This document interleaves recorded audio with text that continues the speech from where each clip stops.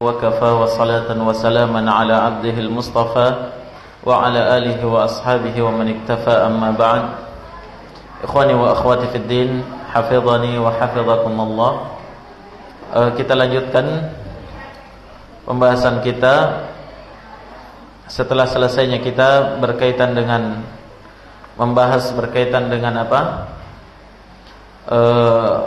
Sahur dan iftar, buka puasa. Maka selanjutnya adalah pembahasan masalah-masalah yang berkaitan dengan mubtilat as-siyam, pembatal puasa. Baik. Secara umum pembatal puasa itu sudah kita sebutkan di awal pembahasan tadi ya. Ya. Bahwa puasa itu adalah menahan makan dan minum dan melampiaskan syahwat. Itu makna puasa, ya kan? Oleh karena itu, pembatal puasa secara garis besar itu 3 ini: makan, minum, dan al-jima', melakukan hubungan suami istri. Ya. Ini secara umum. Hanya nanti akan ada masalah-masalah turunannya. Nah, ini yang butuh untuk dibahas. Adapun yang 3 ini kita semua paham ya, bahwa makan dan minum serta jima', melakukan hubungan suami istri di siang hari bulan Ramadan itu membatalkan puasa. Ini sepakat. Ya, sepakat kaum muslimin menyebutkan bahwa ini adalah pembatal puasa. Ya. Dalam hadits Nabi sallallahu alaihi wasallam misalnya, dalam hadits Abu Hurairah riwayat Al-Imam Al-Bukhari dan Muslim, Nabi sallallahu alaihi wasallam bersabda, "As-shaumu li wa ana ajzi bih." Puasa itu adalah milikku, kata Allah. Ini hadis qudsi ya. Nabi bersabda, Allah Azza wa Jalla berfirman, "As-shaumu li." Puasa itu adalah milik saya. Wa ana ajzi bih, dan saya yang akan membalas puasa itu. Saya akan membalas sendiri pahala puasa itu. Kenapa? Kata Allah, yada'u ta'amahu wa syarabahu wa syahwatahu min ajli. Karena dia, orang yang berpuasa itu meninggalkan makannya, meninggalkan minumnya, dan meninggalkan syahwatnya karena saya, karena Allah. Ini dalil tegas menunjukkan bahwa 3 ini harus ditinggalkan ketika puasa. Dan sekaligus siapa yang melakukan salah satu dari 3 ini, berarti apa? Batal puasanya. Nah,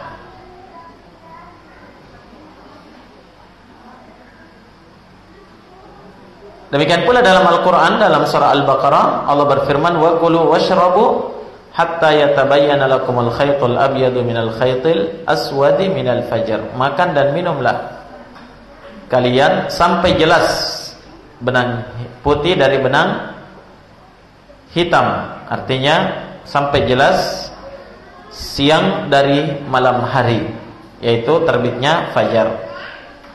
Baik. Nah, ini disepakati dan kita semua paham insyaallah taala. Hanya ya ada masalah-masalah turunan dari 3 perkara ini. Ya, baik. Kita masuk pada masalah turunan dari makan dan minum dulu. Ada beberapa permasalahan di sini berkaitan dengan makan dan minum. Yang pertama, ibtila'ur riq. Bagaimana hukum menelan ludah ketika puasa? Iya. Ini kan minum juga ya. Tapi minum ludah sendiri. Gimana hukumnya? Telah terjadi ijma', kesepakatan para ulama. Ya, kesepakatan para ulama sebagaimana dinukilkan oleh Imam Nawawi rahimahullah bahwa menelan ludah itu adalah perkara yang diperbolehkan, tidak termasuk dalam pembatal puasa. Iya. Bukan pembatal puasa. Walaupun seandainya misalnya ada orang yang mengumpulkan ludahnya dulu dalam mulut, kemudian dia setelah itu dia telan untuk menghilangkan dahaga, ya, itu bukan pembatal puasa. Selama, ingat, selama ludah itu belum keluar dari mulut. Ya. Selama ludah itu belum keluar dari mulut. Kalau sudah keluar baru dimasukkan kembali, ini pembatal puasa. Contohnya gimana? Jangan pikir yang aneh-aneh ya. Contoh misalnya dia menjilat benang. Biasa orang menjahit kadang ya. Ya, dia jilat benang, ada basahannya, itu keluar dari mulutnya kan. Setelah itu dia jilat kembali, masuk, itu masuk dalam bentuk pembatal puasa. Ya, walaupun ludah itu adalah ludahnya sendiri, tapi dia sudah keluar. Paham? Sudah keluar dari rongga mulutnya. Baik. Terus bagaimana hukum menelan ludah orang lain? Ya. Ini misalnya kayak orang tua misalnya bermain dengan anaknya, ya, sampai dia menelan ludah anaknya sendiri, atau suami istri misalnya, ya, maka bagaimana hukumnya? Tayyib. Disebutkan oleh Imam Nawawi rahimahullah dalam kitab Syarhul Muhadzab, kata beliau, ittafaqal ulama ala annahu idza tala'a riqa ghairihi aftar. Sepakat para ulama menghukumi bahwa siapa yang menelan ludah orang lain, maka itu hukumnya batal puasanya. Iya, dia telah membatalkan puasanya. Baik, makanya hati-hati di bulan Ramadan ya.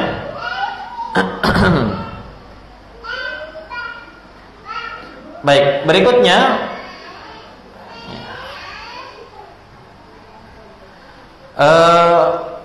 bagaimana hukum orang yang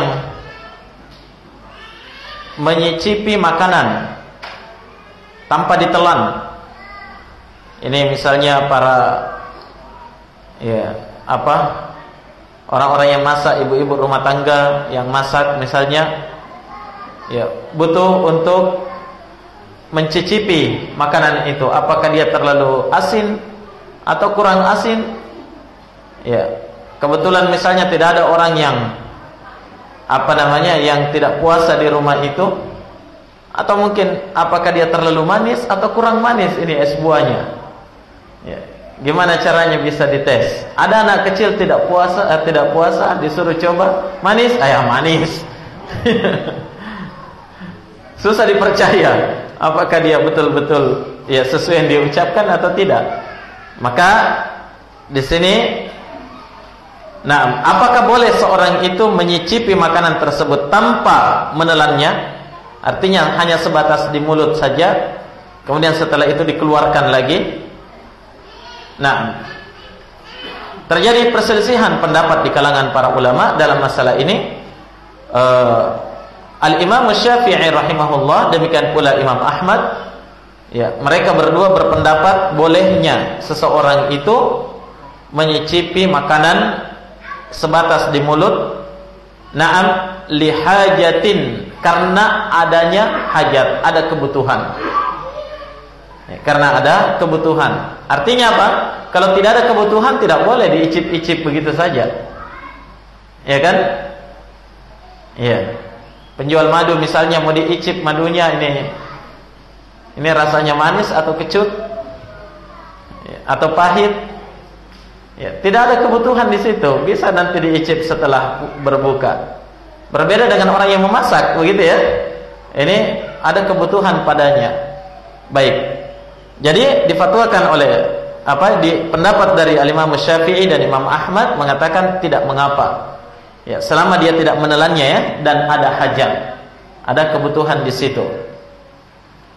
Dan ini pendapat dari Ibnu Abbas radhiyallahu taala an. Ya, sebagaimana diriwayatkan oleh Imam Ibnu Abi Syaibah dalam musannafnya. Kata Ibnu Abbas, la ba'sa ayyut'imat as-sha'imu minal qidr.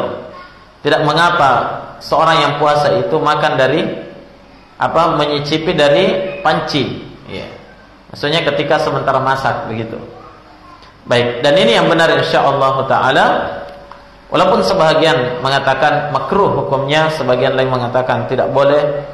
Ya, tapi ini yang benarnya insyaallah taala, bahwa boleh saja selama ada kebutuhan dan tidak ditelan. Baik.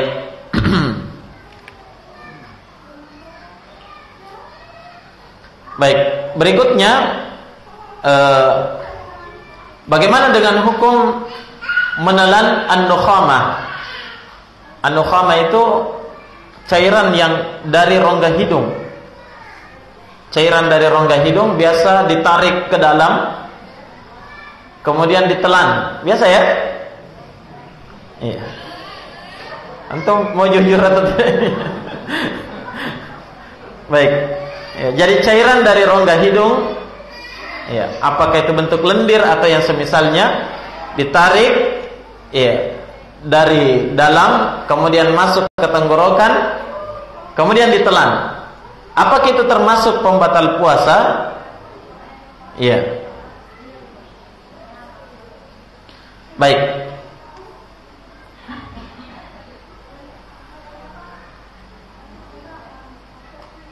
Disebutkan oleh Imam Nawawi rahimahullah, kata Imam Nawawi, ya, menurut pendapat mazhab kami, mazhab apa Imam Nawawi? Mazhab Syafi'iyah. Ya, kata beliau, an-nukhamah, itu lendir yang dari hidung itu, jika dia tertelan, ya, jika dia tertelan, maka lam tadur bil ittifaq. Sepakat mazhab Syafi'iyah mengatakan itu tidak membahayakan puasa. Itu tidak membahayakan puasa. Kenapa? Karena itu adalah cairan yang berada di dalam tubuh kita, bukan sesuatu dari luar. Jadi ingat ya, kaidahnya itu yang merupakan pembatal puasa itu adalah sesuatu yang dimasukkan dari luar, masuk ke dalam lambung. Paham? Iya. Adapun sesuatu yang dari tubuh kita sendiri seperti ludah tadi, demikian pula lendir dan yang lain sebagainya, itu dari tubuh kita. Selama dia belum pernah keluar, maka tidak masalah tertelan. Bisa dipahami? Itu bukan pembatal dari pembatal puasa. Beda misalnya kalau cairan dari hidung itu masuknya dari luar. Iya, keluar dari hidung dulu baru masuk. Nah, itu ya jelas adalah pembatal puasa. Tapi kalau dia masuknya itu dari dalam, itu tidak pernah keluar, maka itu adalah apa? Ya, bukan pembatal puasa. Baik. Terus bagaimana hukum bersiwak? Iya. Menggosok gigi ketika berpuasa. Nah, menggosok gigi ketika berpuasa. Di sini disebutkan apa namanya? As-siwak ya. Siwak. Nah, ada perselisihan pendapat dari kalangan para ulama dalam masalah ini. Ya. Namun yang benarnya bahwa ya, bersiwak ketika berpuasa itu tidak membahayakan puasa seseorang. Kenapa? Karena datang dalil-dalil yang menganjurkan setiap muslim itu bersiwak. Ya, terutama inda taghayyuri rihil fam, ketika bau mulut itu berubah, maka itu disunnahkan untuk bersiwak. Dan itu banyak terjadi ketika apa? Ketika orang berpuasa, ya kan? Maka itu bukan sesuatu yang membatalkan puasa selama tidak ada yang tertelan. Bersiwak. Nah, sekarang kalau bersiwak boleh, bagaimana dengan gosok gigi menggunakan apa? Ma'junul asnan. Apa itu? Pasta gigi. Di sini ini kan masalah kontemporer ya. Para ulama ada yang mengatakan makruh hukumnya. Ada yang mengatakan tidak boleh. Kenapa? Karena itu ada rasanya masuk ke lambung. Ada yang mengatakan bukan pembatal puasa. Nah, dan Yang benarnya di sini apa yang difatwakan oleh Syekh Muhammad bin Shalih Al-Utsaimin rahimahullah. Beliau mengatakan boleh saja seorang berpuasa itu menggunakan pasta gigi, tapi ya dia batasi, jangan terlalu banyak karena itu ada ada rasanya yang bisa masuk ke lambung. Tapi pada asalnya itu tidak masalah. Nah, pada asalnya tidak masalah menggosok gigi, menggunakan pasta gigi ketika berpuasa. Nah,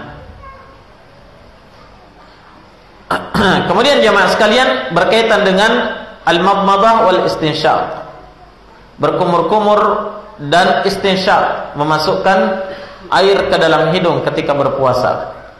Iya. Walaupun asalnya ini sesuatu yang diperbolehkan, namun di sana ada perkara yang setiap muslim dan muslimah wajib berhati-hati daripadanya. Apa itu? Ketika puasa wajib berhati-hati istinsyaq, menghirup air ke hidung terlalu dalam. Kenapa? Karena ini rawan.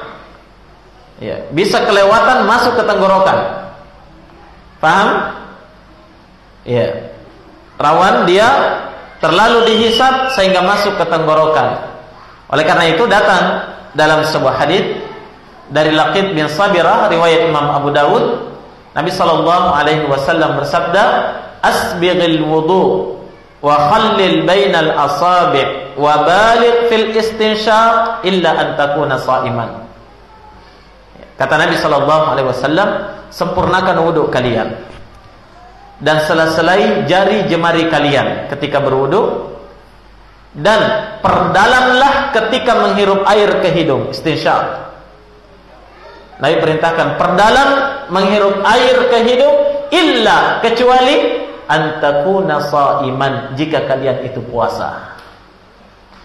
Jangan terlalu dalam. Yang penting sudah dimasukkan ke hidung, selesai. Beda kalau tidak puasa, ya. Itu dianjurkan memperdalam. Naam. Terlebih lagi kalau apa? Ya, kalau baru bangun dari tidur, dianjurkan memperdalam, menghirup air ke hidung. Kenapa? Kata Nabi dalam salah satu riwayat, fa inna syaitana yabitu fi khayshumihi. Karena syaitan itu bermalam di mana? Di rongga hidungnya. Ya, jadi diperdalam, kemudian dilepaskan dengan keras untuk mengeluarkan pengaruh-pengaruh syaitan itu. Baik. Kemudian ikhwani fillah, ya.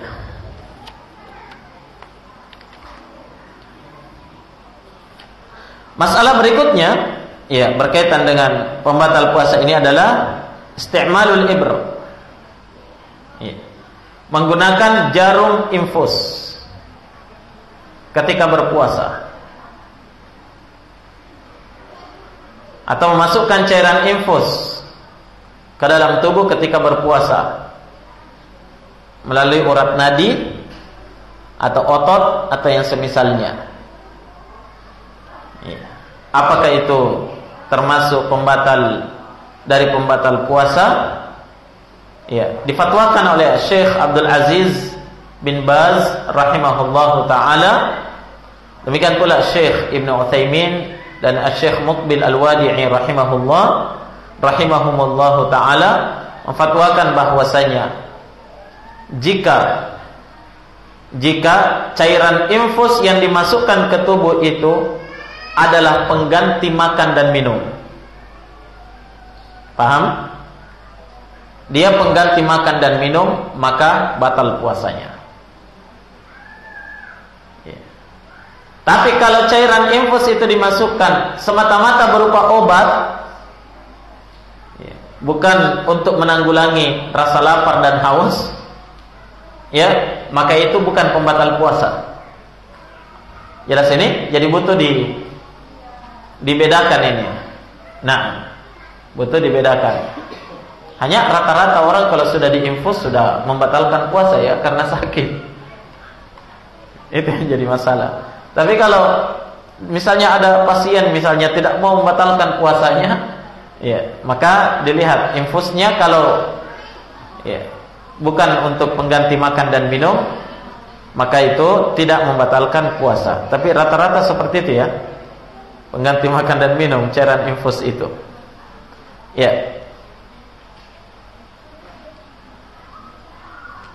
Terus bagaimana dengan suntik? Ya. Kalau suntik, ya di bagian dubur atau bagian lengan misalnya, nah ini sudah difatwakan oleh para ulama sejak dahulu seperti Syekhul Islam Ibnu Taimiyah rahimahullah bahwa itu bukanlah pembatal puasa. Ya, kenapa? Karena tidak ada sesuatu yang masuk ke lambung dan dia tidak bukan pengganti makan dan minum. Baik. Syekhul Islam mengatakan itu bukanlah pembatal dari pembatal puasa. Nah, kemudian di sini disebutkan juga ada bentuk al-qalas. Apa itu al-qalas? Al-qalas itu biasa orang merasa kayak ada sesuatu yang mau keluar dari lambungnya, bahkan sudah keluar terus ditelan lagi. Apa namanya itu? Mual. Kalau orang Inggris bilang talenge.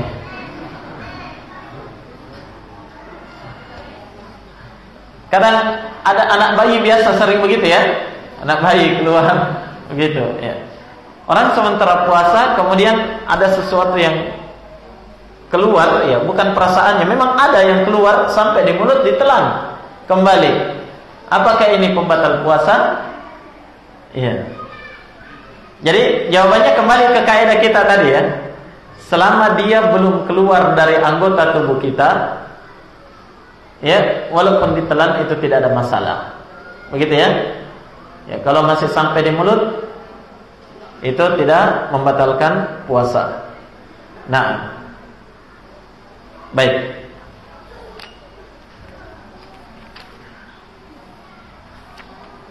Berikutnya, kalau ini jelas ya. Syurbud dukhan, merokok. Ya, ini jelas sebagai pembatal puasa karena sesuatu masuk ke dalam lambung, bahkan di paru-paru. Masuk ke dalam paru-paru seseorang. Baik. Kemudian berikutnya, ya kita berpindah pada pembatal puasa yaitu al-jima', melakukan atau melampiaskan syahwat, melakukan hubungan suami istri, ya itu adalah pembatal puasa. Terus turunan-turunannya ada beberapa masalah.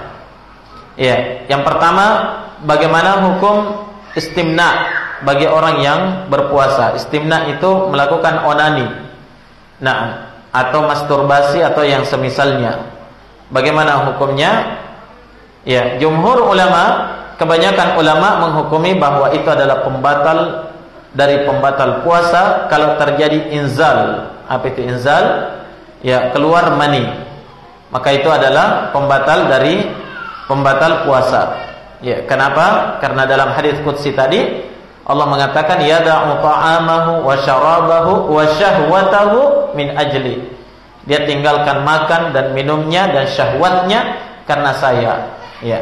Walaupun dengan cara itu, dengan cara onani atau masturbasi, maka itu artinya apa? Dia tidak meninggalkan syahwatnya. Dia tidak meninggalkan syahwatnya. Maka itu juga adalah pembatal dari pembatal puasa. Kemudian ya mungkin ada yang bertanya, bagaimana hukum orang yang melakukan jima di siang hari bulan Ramadan karena lupa? Kayaknya susah kalau dilupa ini ya. Ya. Kalau ada orang makan ya, makan, minum, ini lupa kita sampaikan tadi. Makan dan minum di siang hari bulan Ramadan karena lupa. Apa itu pembatal puasa? Makan ini, makan. Makan, minum karena lupa. Apakah membatalkan puasanya? Tidak. Dalilnya mana? Dalilnya jelas ya dalam hadis sahih, kata Nabi SAW, "Idza akala ahadukum aw syariba idza nasiya ahadukum fa akala aw syariba kalau salah seorang di antara kalian puasa dan dia lupa sehingga dia makan dan minum, ya, apa kata Nabi? Falyutimma shaumahu. Hendaklah dia apa? Menyempurnakan puasanya. Fa innama at'amahu Allahu wa saqahu. Karena sungguh yang memberi makan dan minum kepada dia itu adalah Allah. Itu rezekinya. Ya. Sudah makan 2 piring, ya, baru ingat astagfirullah saya puasa. Ya, itu bukan astagfirullah, alhamdulillah. Ada bonus ya, bisa dapat seperti itu kalau betul-betul lupa. Penting jangan pura-pura lupa. Iya, minum juga seperti itu. Nah, sekarang ini kalau jima bagaimana? Iya. Ini tidak mungkin. Sepertinya tidak mungkin ya, karena dilakukan oleh 2 orang. Ya. Masa dua-duanya lupa, tidak saling mengingatkan? Ya. Tapi kalau seandainya itu terjadi, ya, ini disebutkan oleh para ulama. Seandainya itu terjadi, ini ada perselisihan pendapat dalam masalah ini sampai 3 pendapat. Ya. Namun yang benarnya, kita sebutkan yang benarnya adalah ya puasanya itu sah, tidak batal. Iya. Kembali kepada hukum apa tadi? Makan dan minum. Nabi katakan kalau dia lupa, lanjutkan puasanya. Itu rezeki dari Allah. Ya. Apa bedanya dengan jima? Ya kan? Walaupun ini mungkin sulit terjadi, ya. Makanya Nabi yang disebutkan oleh Nabi cuma makan dan minum. Karena itu yang paling sering terjadi. Paham? Ya. Tapi seandainya itu terjadi, maka ya, selesai baru ingat. Maka apa namanya? Yang seperti ini sah puasanya insyaallah taala, dia lanjutkan saja puasanya. Baik. Selanjutnya bagaimana hukum orang yang mimpi basah kemudian dalam keadaan puasa? Nah, apakah itu membatalkan puasanya? Telah dinukil ijma' kesepakatan para ulama oleh Imam Ibn Abdul Bar dalam kitabnya At-Tamhid. Ya, bahwa orang-orang yang mimpi basah ketika puasa itu tidak membatalkan puasanya. Kenapa? Kenapa beda hukumnya dengan orang yang onani tadi? Ya. Bedanya adalah yang mimpi basah di luar kemampuan dia. Ya kan? Di luar kemampuan dia. Sementara orang yang onani itu berada di dalam ya kontrol kemampuan dirinya. Ya, kemudian berikutnya, bagaimana hukum orang-orang yang melakukan apa namanya ini? Bagaimana membahasakannya? Pendahuluan jima. Ya. Dengan istrinya di siang hari bulan Ramadan. Dia tidak jima, tapi dia lakukan muqaddimah. Ya, kita sebut saja muqaddimah ya.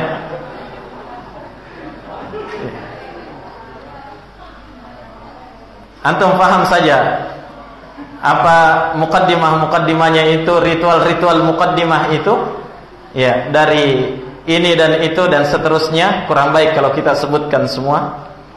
Ya, apakah ini adalah pembatal puasa? Ya.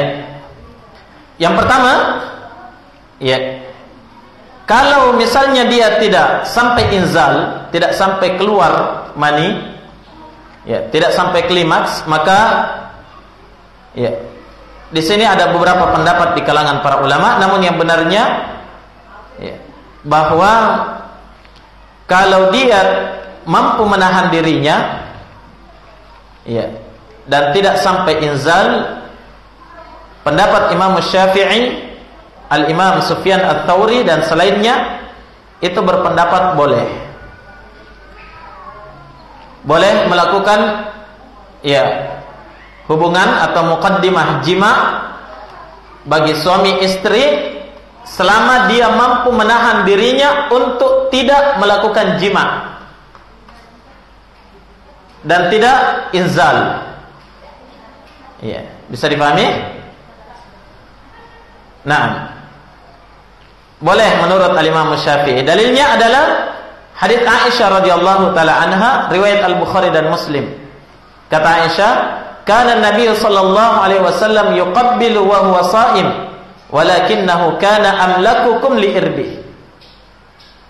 Adalah Nabi sallallahu alaihi wasallam, beliau itu mencium istrinya ketika puasa. Akan tetapi beliau adalah orang yang paling kuat di antara kalian menahan syahwatnya. Ya, kalau merasa mampu tidak apa-apa. Apakah itu memakruhkan puasa? Tidak. Jelas ya? Tapi ingat, selama mampu untuk menahan diri. Oleh karena itu dalam satu riwayat pernah ada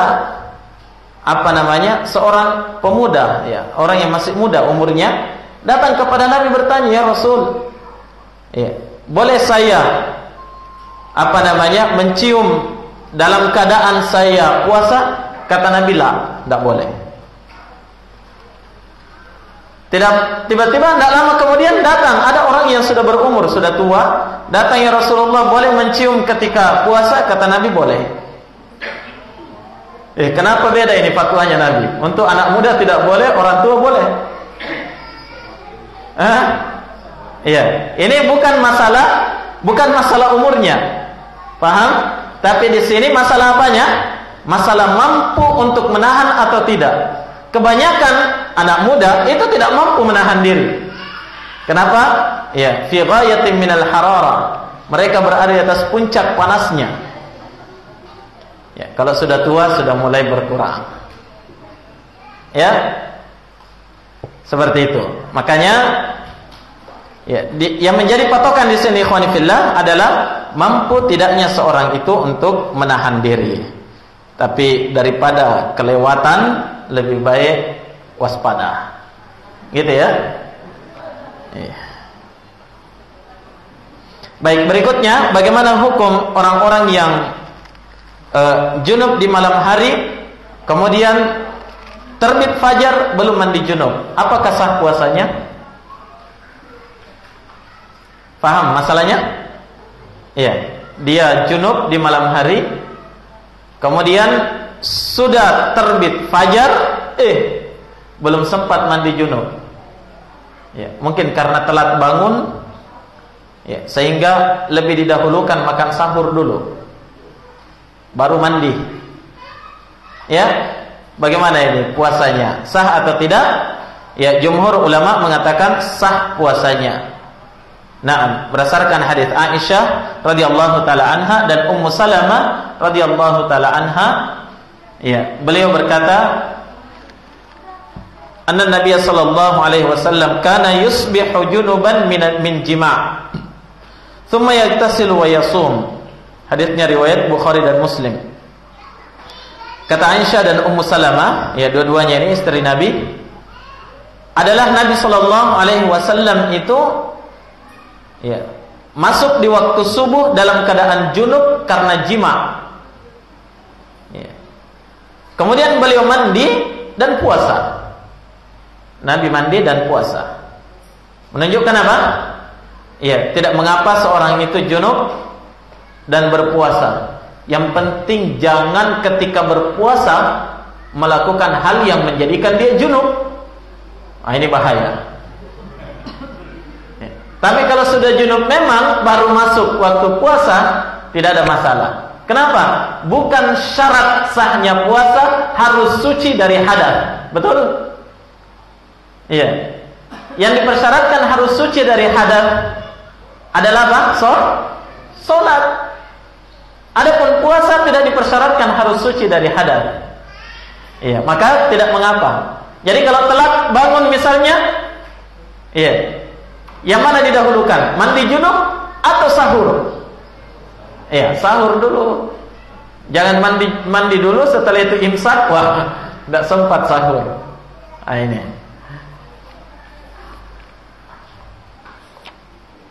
Baik, berikutnya bagaimana dengan hukum seorang yang berpuasa kemudian melakukan hijamah? Apa itu hijama? Berbekam. Ya, apakah dia adalah pembatal puasa? Naam. Datang satu dalil dari Nabi sallallahu alaihi wa ala alihi wasallam. Ya, beliau pernah mengatakan aftaral hajimu wal mahjum. Orang yang dibekam dan orang yang membekam, dua-duanya itu berbuka. Artinya batal puasanya. Jadi bukan cuma yang dibekam, tapi yang berbekam juga. Tapi ternyata dalam satu riwayat yang lain dari hadits Ibnu Abbas, riwayat Al-Imam Al-Bukhari, Ibnu Abbas berkata, anna Nabiy sallallahu alaihi wasallam ihtajama wa huwa muhrimun wa ihtajama wa huwa shaim. Nabi sallallahu alaihi wasallam itu berbekam dalam keadaan ihram dan berbekam dalam keadaan puasa. Sepertinya kontradiksi ya. Dua dalil ini. Nah, maka ketika kita melihat penjelasan para ulama, maka sejumlah ulama mengatakan bahwa hadits Ibnu Abbas ini adalah nasikh, penghapus terhadap hadis sebelumnya. Jelas?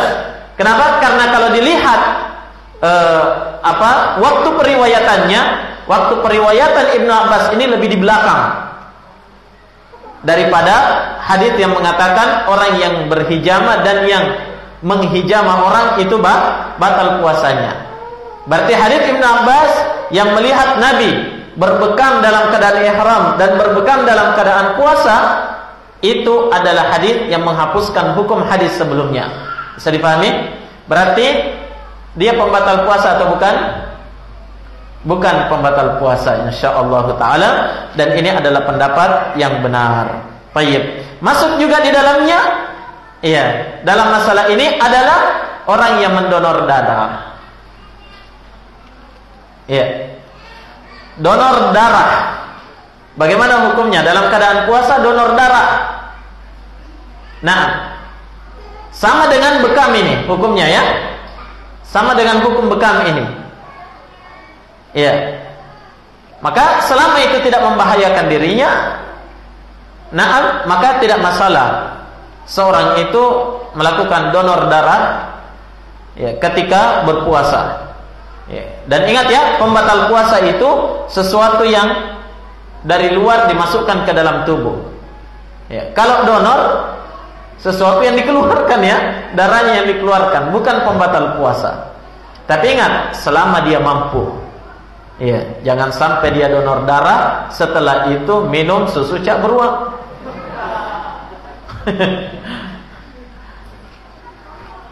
Ya. Tapi kalau dia mampu bertahan, nanti berbuka baru diminum, tidak ada masalah insyaallah taala. Baik. Demikian pula masuk dalamnya pengobatan dengan cara al-fasdu.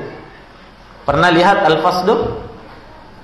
Al-fasdu itu adalah mengeluarkan darah dari urat nadi. Urat nadi biasa diikat di sini, kemudian ditusuk, mencerat darahnya. Kadang juga di kepala dan seterusnya. Itu namanya al-fasdu. Ya, itu juga bukan pembatal dari pembatal puasa. Nah, terus bagaimana hukumnya dengan orang yang berenang ketika berpuasa? Apakah itu pembatal puasa? Ya. Sebagian orang mengatakan jangan mandi sungai lagi puasa. Katanya airnya masuk lewat pori-pori. Ya. Ini bukan pembatal puasa, kecuali kalau berenang sambil minum. Nah, itu pembatal puasa. Terus bagaimana dengan hukum orang yang muntah ketika berpuasa? Nah, ini dasar dalilnya adalah hadis Abu Hurairah radhiyallahu taala an, riwayat Imam Ahmad. Nabi sallallahu alaihi wasallam bersabda, "Man dzara'ahul qayy fala qada'a alaihi wa man istafa'a fa alaihi al-qada." Siapa yang dikalahkan oleh muntahnya, maka tidak ada kewajiban mengganti puasa. Tapi siapa yang sengaja untuk muntah, yang dikalahkan oleh muntahnya itu tadi apa? Tidak sengaja muntah, begitu ya. Tapi siapa yang istaqa'a itu sengaja untuk muntah, fa'alaihi al-qada, wajib baginya untuk mengganti puasa. Jadi kalau tidak sengaja muntah, tidak ada kewajiban qada. Kalau apa? Kalau sengaja, itu membatalkan puasa. Itu yang membatalkan puasa. Hadits ini yang diperselisihkan kesahihannya oleh para ulama. Jelas? Ya, apakah dia haditsnya sahih atau dhaif? Ya, sejumlah ulama melemahkan hadits ini ya. Ya. Didhaifkan oleh Al-Imam Al-Bukhari sendiri, Al-Imam Ad-Darimi, ya, dan seterusnya dari sejumlah ulama yang melemahkannya. Dan sebagian ulama juga mengatakan hadisnya sahih. Di antaranya Syekh Al-Albani rahimahullahu taala dalam kitabnya Sahihul Jami', beliau mengatakan hadisnya ini sahih. Baik. Kalau kita ikut pendapat hadisnya sahih, berarti apa? Muntah, sengaja untuk muntah itu pembatal puasa. Tapi kalau kita ikut pada pendapat apa? Hadisnya dhaif, berarti sengaja muntah atau tidak sengaja muntah sama-sama ya bukan pembatal puasa. Kan begitu ya? Baik, wallahu taala a'lam. Baik. Saya kira demikian dulu apa yang bisa kita bahas dari hukum-hukum seputar puasa ini. Sebenarnya masih banyak berkaitan dengan kafarah, berkaitan dengan hukum-hukum safar di bulan Ramadan dan seterusnya, itu masih terlalu banyak yang penting untuk kita pahami. Tapi Masya Allah, mudah-mudahan apa yang sudah kita bahas ini sedikit memberikan pencerahan kepada kita seluruhnya. Dan yang sudah paham, ya mungkin sebagai bentuk murajaah, mengulang kembali ya dari hukum-hukum puasa tersebut sebagai bentuk kesiapan kita sebelum masuk di bulan Ramadan. Wallahu taala a'lam.